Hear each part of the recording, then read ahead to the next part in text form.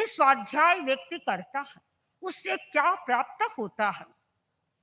पातंजल योग दर्शन में साधना योग के 8 अंगों का विवेचन किया गया है। दूसरा अंग है नियम, और नियम के 5 प्रकार बतलाए गए हैं, उनमें एक प्रकार है स्वाध्याय। और पतंजलि ने लिखा है कि स्वाध्याय से क्या होता है। उन्होंने लिखा है स्वाध्यायात इष्ट देवता संप्रयोग है, यानी जो व्यक्ति स्वाध्याय करता है उसे अपने इष्ट देवता का साक्षात्कार होता है। हम भी जब देखते हैं हमारे संघ में जो बहुत अधिक स्वाध्याय करने वाले साधु थे, उनके पास में भी कभी कभी देवता आते थे। मैंने एक बार पहले भी कहा था, पृथ्वीराज जी स्वामी कहते हैं हजारों हजारों गाथों का वे स्वाध्याय करते थे। एक बार रात्रि के समय में हमारे श्रावक शिवराज जी चोपड़ा साधुओं के स्थान पर पहुंच गए।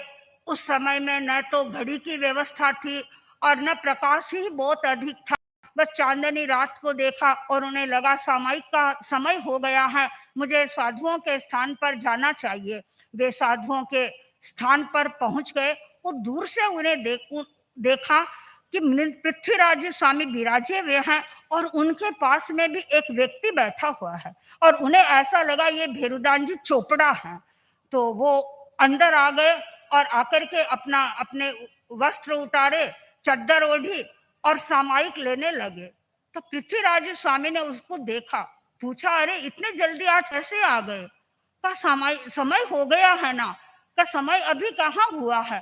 कि अभी तो आपके पास में भेरुदान जी चोपड़ा बैठे बैठे आपके पास में बात कर रहे थे। तो उन्होंने कहा कि पृथ्वीराज स्वामी ने कहा कहाँ है भेरुदान? तो उन्होंने इधर उधर देखा, उनको तो बेचारों को कहीं दिखाई ही नहीं दिया, और पृथ्वीराज स्वामी ने उस बात को मुस्कुरा करके टाल दिया। यानी इससे स्पष्ट मतलब बोध होता है कि उनके पास में देवता आते थे। और उन्हीं के जीवन की एक दूसरी और घटना है, जब साध्वी प्रमुखा श्री जेठा जी दिवंगत हो गए थे, तो उनको पूछा गया था कि वो कहाँ गए हैं। तो उन्होंने बताया कि वे 5वें देवलोक में सामान्य के रूप में उत्पन्न हुए हैं। तो कहा आपको कैसे पता चला? तो कहा वो अभी अभी दर्शन करने के लिए आई थी मेरे।